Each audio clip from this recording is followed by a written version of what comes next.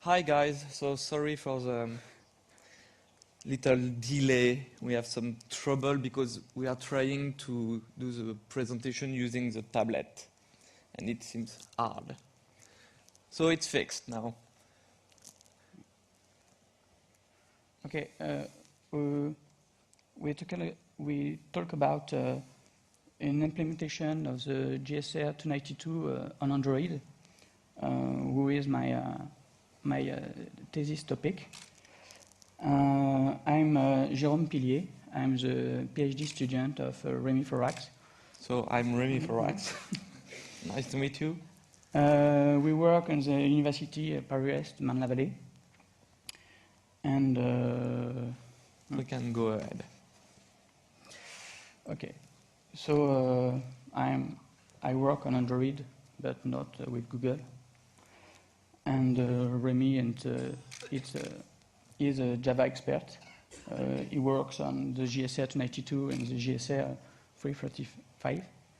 Basically Invokedynamic and lambdas. Okay. Okay, we explain.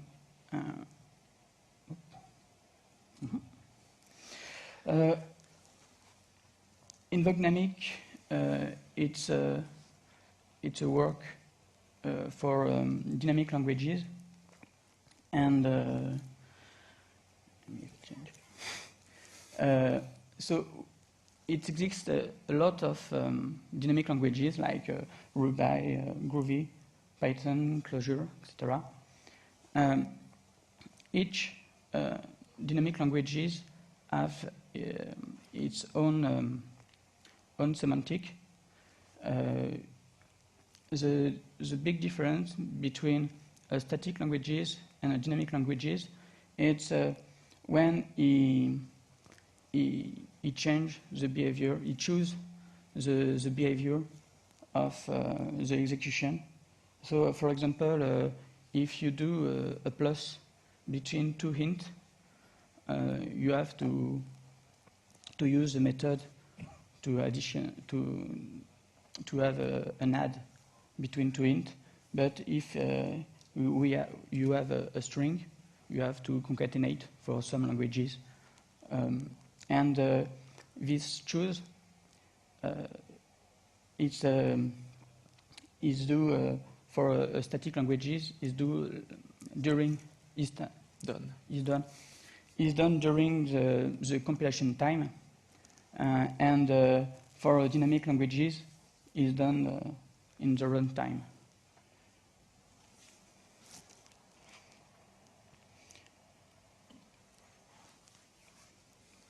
In dynamic languages, we have a dynamic typing, so a variable is weak bound to a type variable, and we don't want to recalculate the method to call for each time. So we want to cache the last method call and check if the argument is the same of the last call to a direct call, or we change the method, and we can dynamic languages can change the structure of the constant structure. We can add a method, we can change method, we can add field. So we need to invalidate the cache to don't have a problem with the dynamic typing.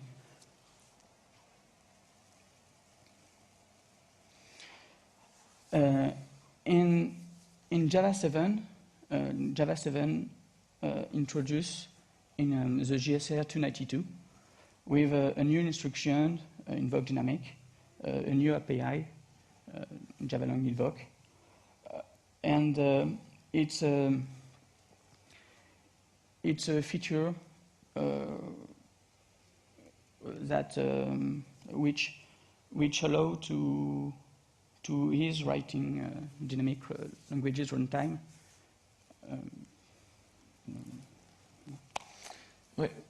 we will show some example. Basically, the idea is you have different runtime, and the way the JVM optimize Java is already dynamic. I mean, even with Java 6 or Java 5 and so before, all JVM internally use dynamic trick.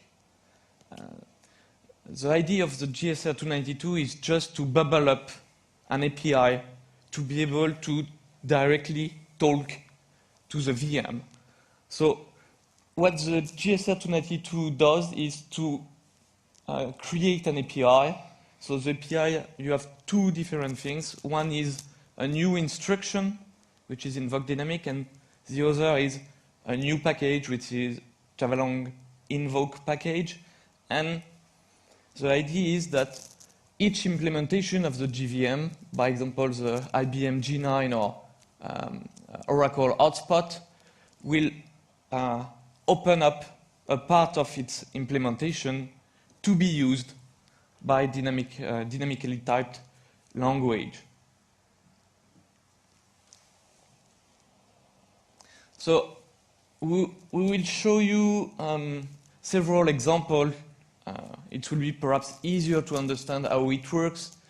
So if you have a dynamic language, the main issue that you have is that when you call a method, like I want to call replace, the main issue is that because it's a dynamically typed language, you have no type at compile time, so everything is an object. One way to implement a dynamically typed language is to use reflection. It will be awfully slow, but it will work. I mean, the first dynamically typed language that ran on the JVM at the end of the 90s was using this trick. Basically, the idea is you take the first object, the string, which is typed as an object. Here we know that it's a string. You call get class on it and get method, find the method and just call invoke on it. So it's really slow, but basically it works. So the idea is to have another API which is better than the reflection to enable the implementation, a better implementation of dynamically typed language. So there is another way to do the same things. The idea is to introduce a new concept, the concept of function pointer. It's not a new concept, but it's a new concept for Java. So the GSR292 has something called a method handle. You can see it. And a method handle is just basically a pointer to a function. You can do what you do usually with reflection with a method handle.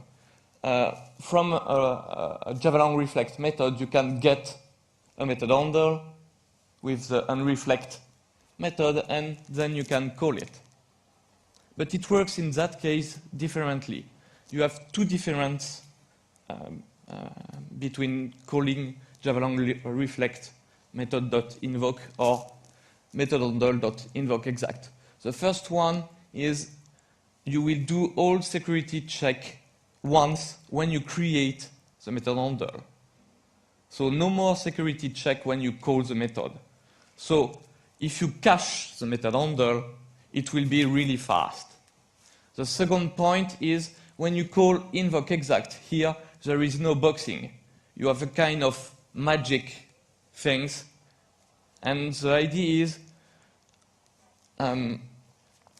if you call Javalong reflect method.invoke, all your parameters are boxed in an array of objects.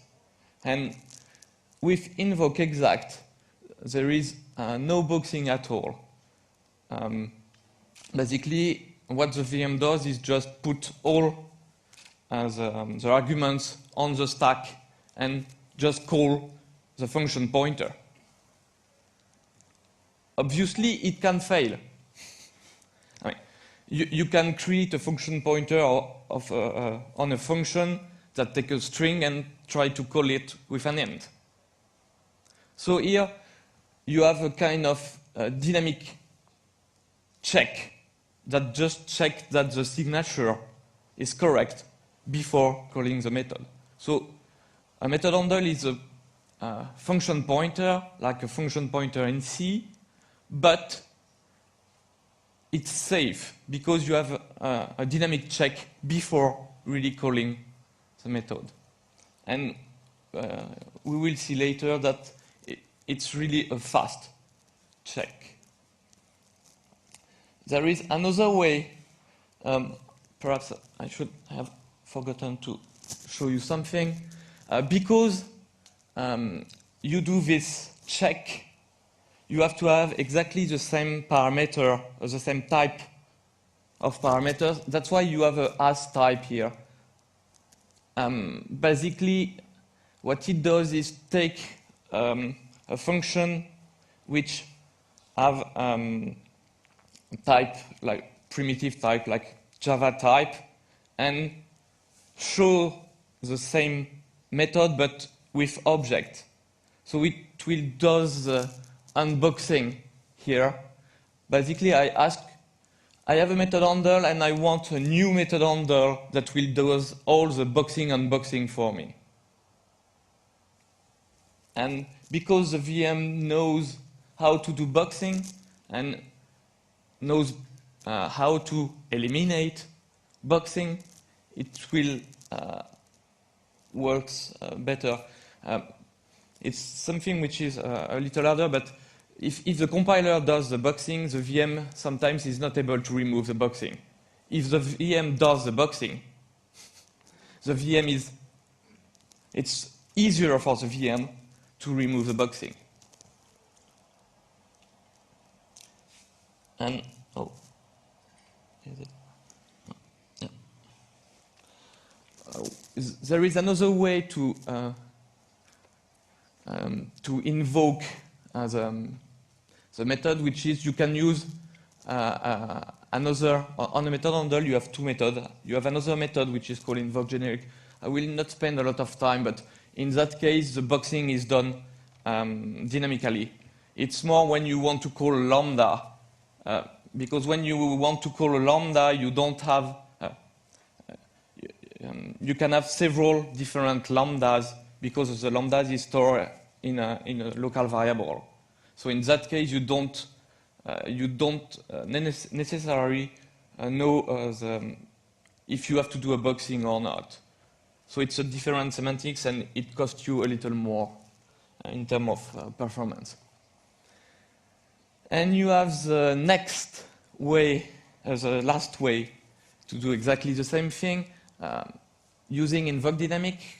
One trouble with Invokedynamic is that you can't generate an Invokedynamic in Java. You have to write bytecode. So usually it's not a problem for a dynamic language implementers, but for the slides it's a little bit more complex. And in that case, you can use the fact that when you call replace, you know that here you call replace with a string and two chars. So the runtime of the dynamic language that emit an Invokedynamic that will take a string and two chars, because here the values are constant. But because we don't know where, what method we will call, the return type has to be object. Because the runtime will propagate the type, usually a dynamically typed language still use type as an optimization. By example, if you use an int as a constant, the runtime cache just say, oh, it will always call this method with an int. Because it's a constant, I know already that this is an int. In that case, it's an int. It's an int with an age for the runtime to avoid boxing at all. It works in that way. Basically, Invokedynamic is a way to do the linking, but at runtime. So instead of doing the linking when you first try to call a constructor or a static method, like in Java, the linking is done at runtime, which means that the first time the VM execute dynamic replace, it will call a specific method, which here is called BSM, as bootstrap method. And the bootstrap method will try to find what is the target method, what is the method to call, and try to cache it.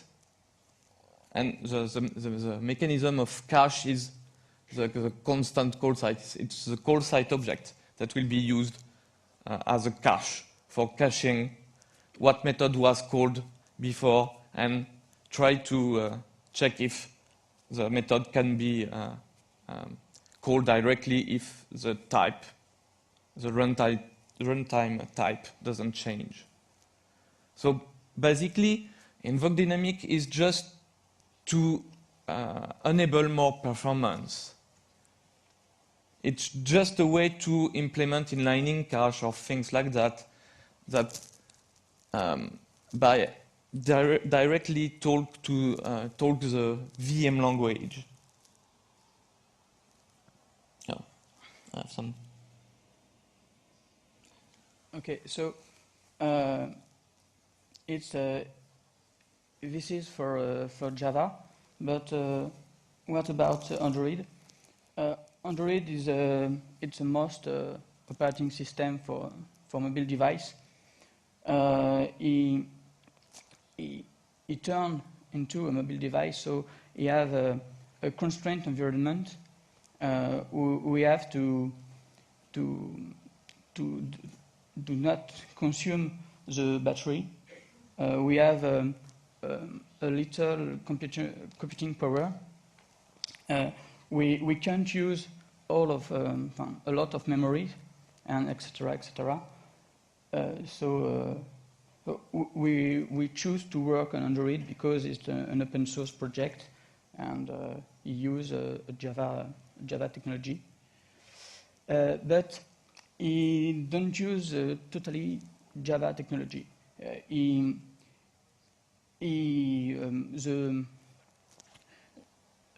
Since the 4.4 Android, we have some features of Java 7, but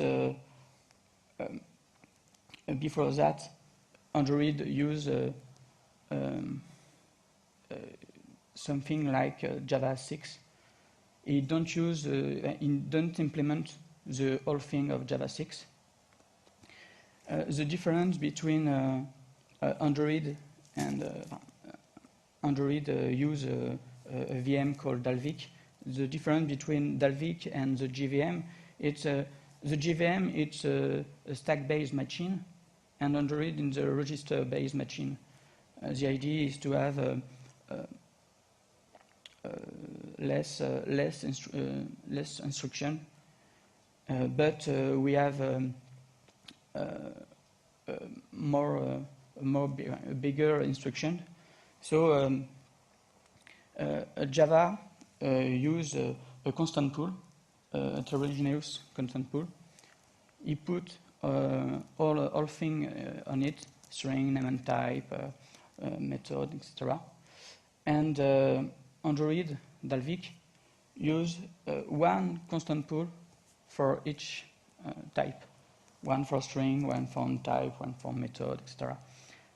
The idea is to have a little index for your register. A Java application have a lot of classes, and each class have a file, a .class file, and an Android application merge all classes on a unique file, .dex file, so he can share all things between the all classes. The DEX format is a read-only format, which is something really horrible for us. I mean, for implementers, you have an instruction set that you can't rewrite bytecode. So it's something you can't optimize easily because you have no way to just change the bytecode by saying, oh, I have already done this resolution, so I can replace by a new opcode which is faster or things like that, which is something which is easily, you can easily done this on a GVM, but you can't do this in Dalvik, because the idea is to, there is two ideas why there is a read-only format. The first one is for all applications, because all applications use Dalvik, you want to share the same memory space, the same memory page. And the second idea is writing on memory is more expensive than read. So if you have a read-only format, it's better, but it's harder for us. Yes, but during the installation, Android optimize the bytecode and rewrite the whole application, and we have a file, a .odx file. So it can be optimized, but just during the installation. And Dalvik have a little GC, non-compact, an incremental GC. So you can see that like free malloc, it don't reorder the memory to compact objects. Right.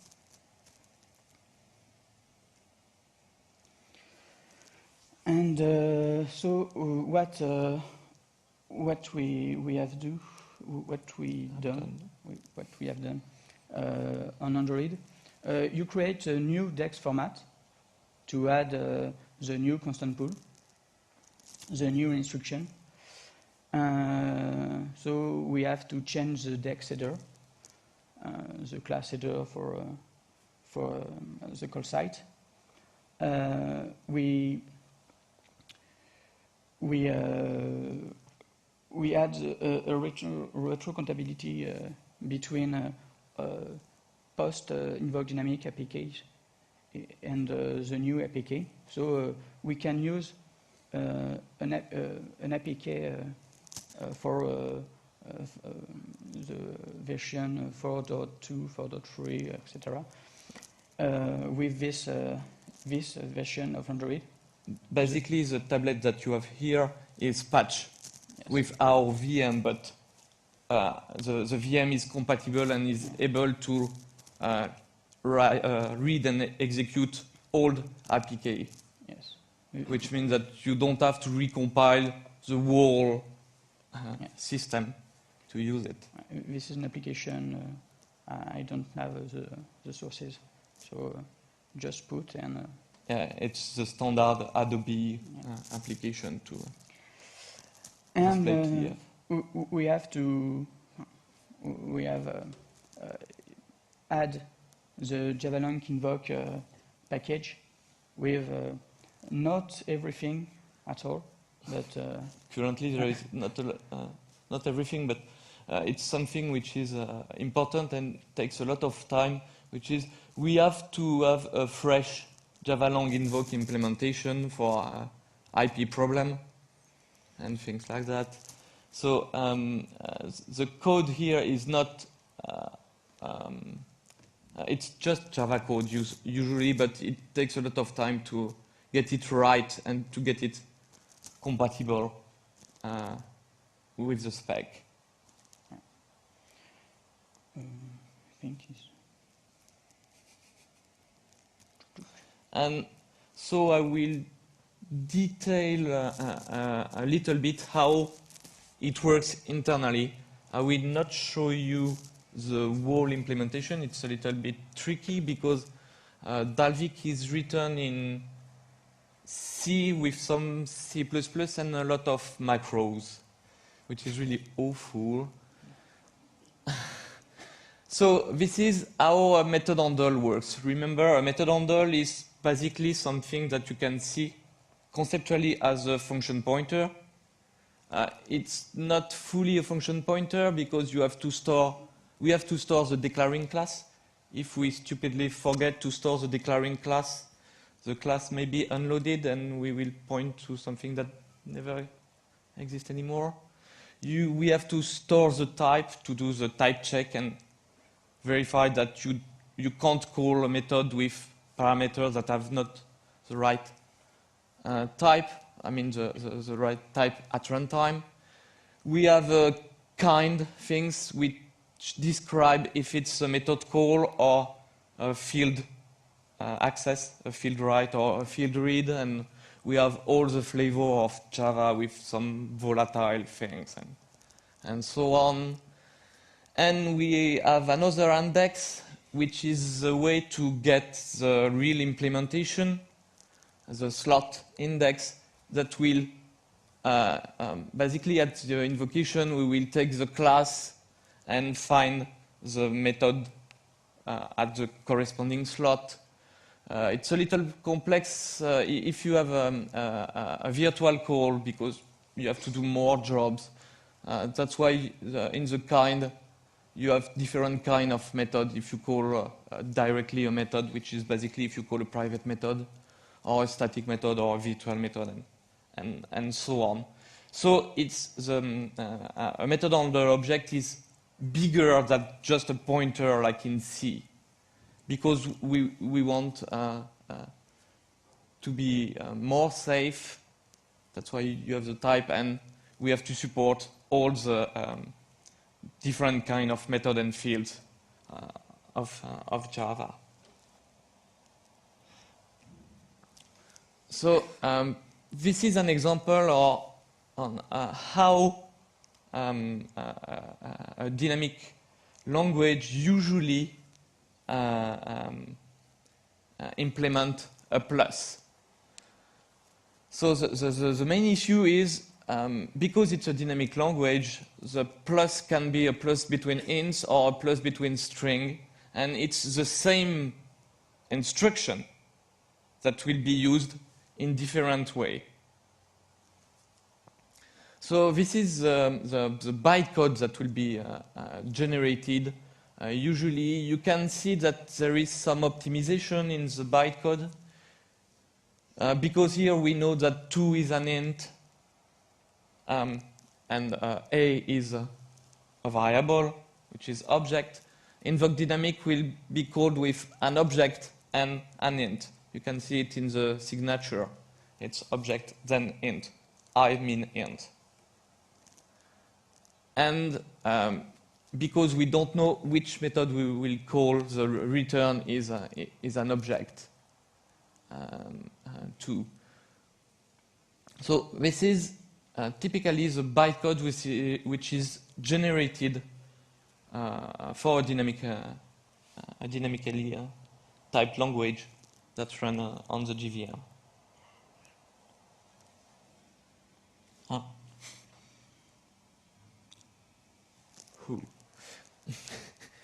So let's now take an example. Just we call f with 10, which is an int. Basically, it will call the method f that will do an invoke dynamic. At the first time, you don't have the tree on the right, and because there is no corresponding method for the invoke dynamic, because this is the first call. Java code, usually it's written in Java, you have a Java code that will check the argument, and if the argument is an int, it will call the plus between ints, the method that will do the plus between ints, and it will install this thing. This thing is a cache. The idea is if someone calls f with an int later, it will reuse the cache. So it will be faster. And what the cache does is just check if the class of A is an integer, and if it's an integer, we can call plus between integer directly, which means we don't have to do the resolution of the method again. We have installed a kind of cache, a one-line cache. And if it's not an integer, we will fall back in your general mechanism to find the method. And let's say that after we call f with a string, in that case we will call Invokedynamic, and Invokedynamic will call the first guard will fail because the first guard check with integer, it's not an integer, it's a string, so it will fail, and the general mechanism will be called, find that this is a plus between string, and install a new check. So you have basically a kind of linked list of check. And the idea is that after some time, this you will never go in the fallback case.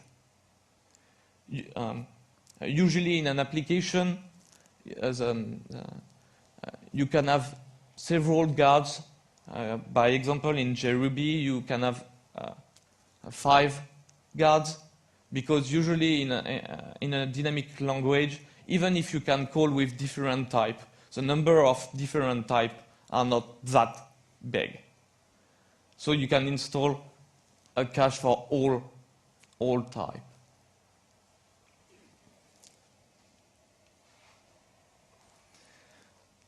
So basically, this cache is a tree of method handle.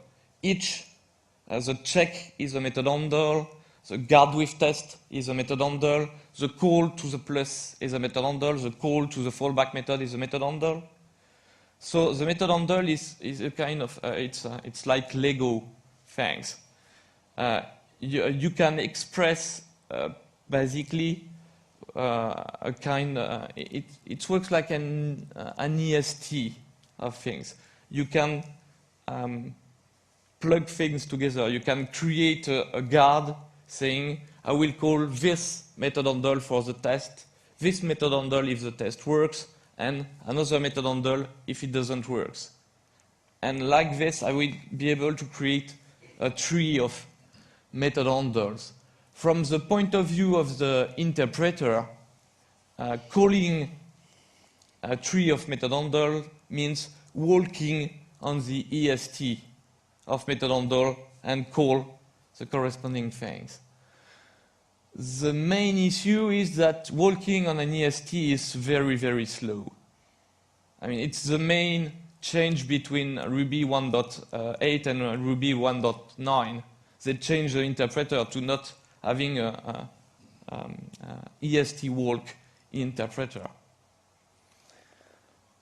So that's why in the implementation we need another.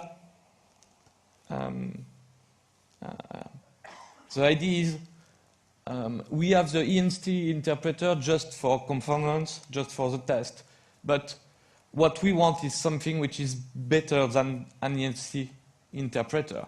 And this is something which is hairy because unlike a Java interpreter or the Dalvik interpreter, we interpret method handles, and method handles can have any kind of type. It's a function pointer to a function with any type. So what we need is a kind of interpreter, but inside the Dalvik interpreter, and this interpreter need to interpret things on stack without knowing what is the type of the thing on the things on stack. So we use a trick. There is a simple trick to avoid this, which is instead of moving object on stack, the idea is to move index on stack. And because all your value are already in the stack, you can use the index of the stack and basically write your interpreter as an interpreter of index that have an end direction to the value. In that case, you have just to write an interpreter of ints, which is far easier to implement, and there is the nice trick. I don't think basically, if I just need an interpreter of int, I can reuse the Dalvik interpreter to interpret my ints. And just at the end of the call, instead of calling with ints, do the end direction and find the real value. So basically, my mini interpreter is just the Dalvik interpreter with some magic. Just at the end, just before calling the method, I will resolve the indirection, which is something really cool because the code is really small.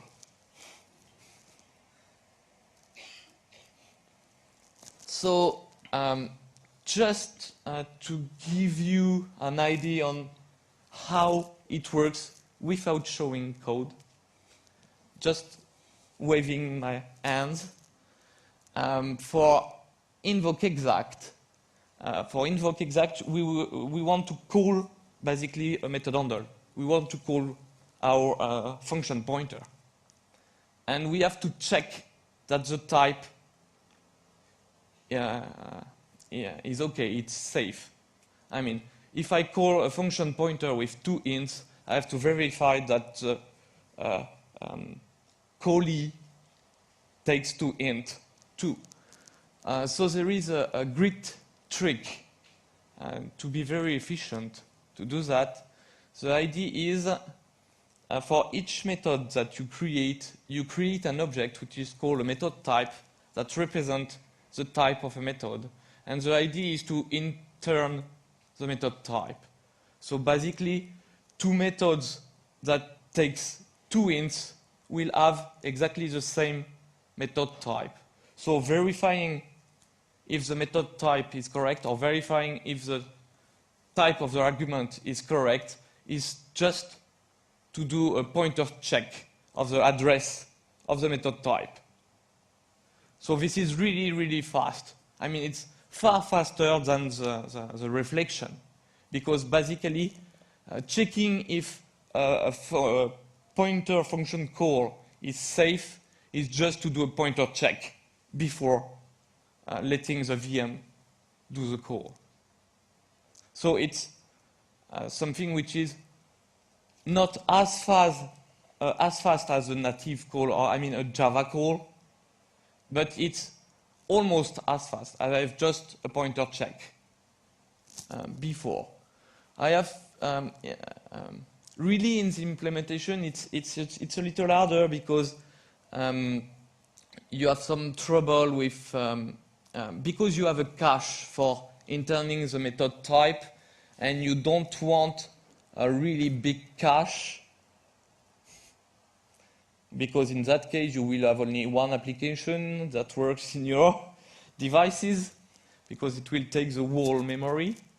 Remember, the cache is in Android, it's in Dalvik, in the VM. So you need a kind of, to use weak pointer things, but because you do the pointer check in the VM, some method type has to have strong pointer, and basically the concept is easy, but the implementation is hairy. this is the first issue. We had, currently it works perfectly, this part works perfectly, but we had a lot of trouble with things like, oh, I will do a pointer check, but my object doesn't exist anymore because the GC removed it under my feet. Oh no. And for implementing Invokedynamic, because you can store a method handle for Invokedynamic, basically you are storing a Java object for a specific bytecode, which means that even if the object is not referenced anymore, it's still referenced by the bytecode itself. You have the bytecode itself that point to a Java object, which means that you have to change your GC. Or it's just a little tweak. I mean, it's not a big tweak, but basically, when you do a GC, you will try to find all the objects that the application still use, and you have to just not forget to traverse all call sites. I mean, all objects that are referenced directly from the bytecode. And you have to try to do this fast. And there is another problem with the bootstrapping, which is the first time you call an Invokedynamic, you will have to install a call site. And because Java is concurrent, you can have several threads that will try to invoke exactly the same bytecode at the same time. So you have trouble because you can only have one call site object for a specific bytecode. So one has to win from the other, so you have to do some compare and set things, and you have to do it in a smart way to not, if you do it in the wrong way, you will pay the cost each time you access to your method handles tree, and it will be a volatile read, and it will destroy your performance. So you have to be a little smart here. Currently, we have not seen bug here, but I'm not perfectly sure, or we are not perfectly sure that we have done the concurrency right. If someone wants to check the code, please help us. And So, well, just an example. Just a demo, just to show you that it works. So we do the same thing as the example the first time. We call a lot of time a method with three different ways. The reflection, invoke exact, using invoke exact, using invoke dynamic. The idea is just to call and show the time of execution. So this is a reflection. It's already in underread. It's not our work. We see it takes 4 seconds to execute. If you do the same thing with an invoke exact, okay, donc half a second. Ouais, half a second, and with an invoke dynamic, okay, a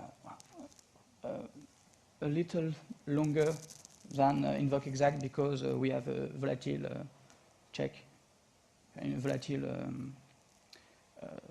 access on the method handle. No, it's because of the indirection. Yes. It's because the call site calls the method. Yes. Yeah, yeah. Have to access to the method from the call site. Just an indirection. And you can see that this is really horrible because the difference is just an indirection. And you can see that just an indirection costs you a lot on a stupid devices. Okay.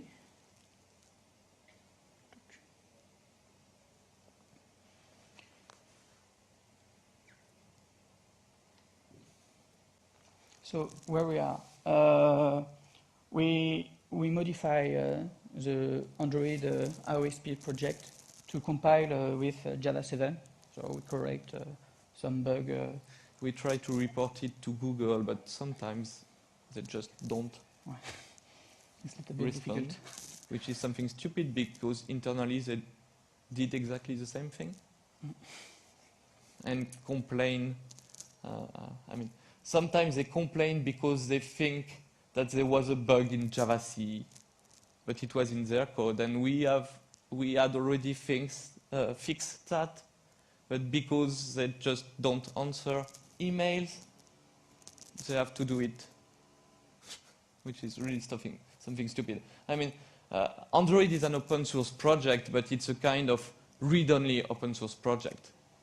When you, it's really hard to have things push in Android, even if it's something which is stupid because it's just a bug. I mean, it's a bug that will that for some reasons you perhaps it will not show, but sometimes you can clearly see that it's a bug. So you modify the tools of Android to understand Java 7. And we found at this occasion that some people at Google doesn't know how to write Java code because DX is written in Java and it's full of abstraction for doing nothing, which is really.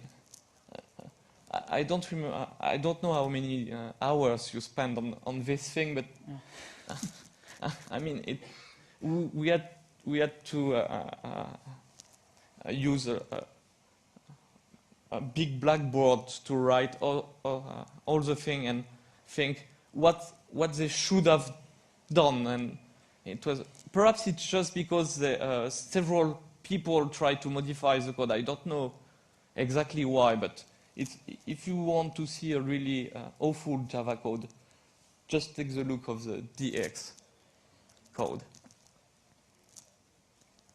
So we change DexOpt, which is the tool to optimize your code for forward compatibility, for example, and to understand Java 7.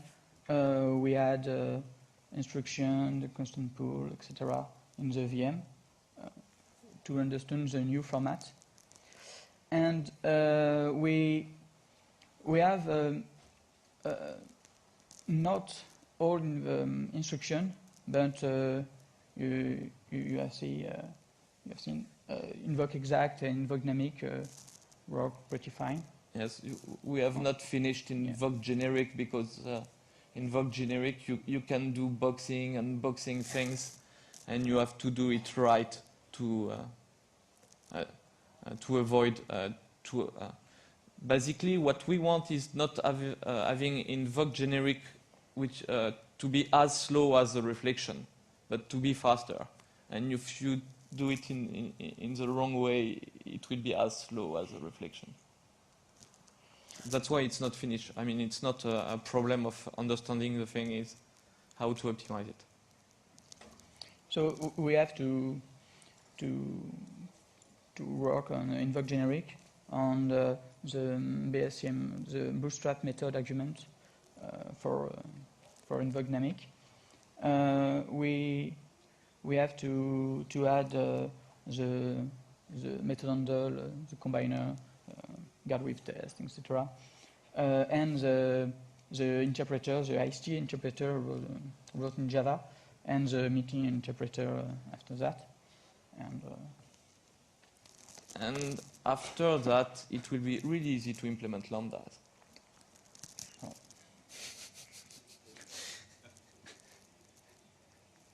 Okay. So the code is freely available. Please read it. Send us bugs report. We will do the modification you send us. The main project it's Android to 92, but we work on the project libcore and the project Dalvik. It's two other projects. Yeah. This is the project you have to upload to have to compile the entire code, but the really work is on Dalvik and libcore. You have the link on the main page, and we have a project for the SDK. Yeah, you can just compile the SDK. Do you Yes.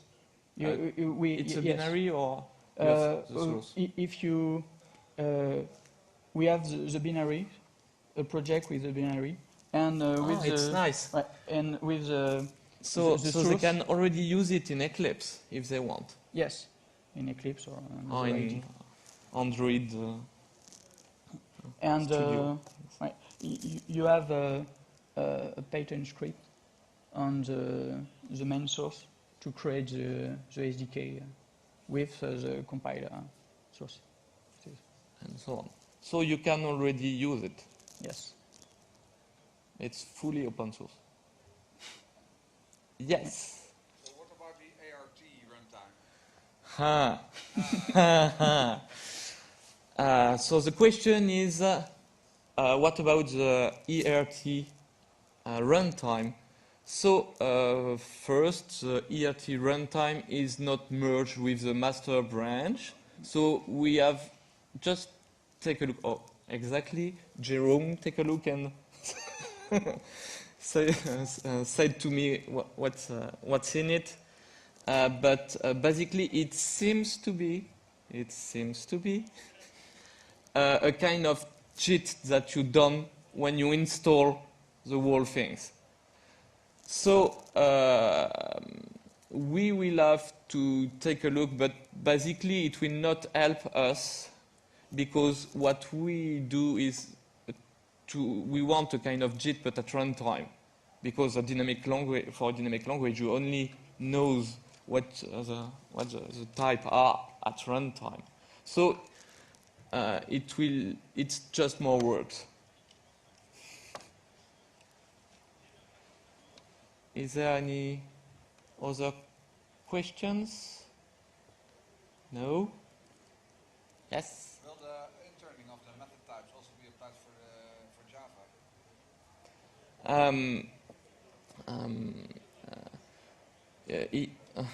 So the question is, does the Java do interning of method type? The first answer is Java doesn't exist. It's a spec. So the question is, does Oracle does interning and does IBM do interning? So for IBM, I don't know. I haven't the sources. For Oracle, the answer is yes. It's not the same way we think we are smarter, but perhaps time will say. No more question? Thanks, everybody. Thank you.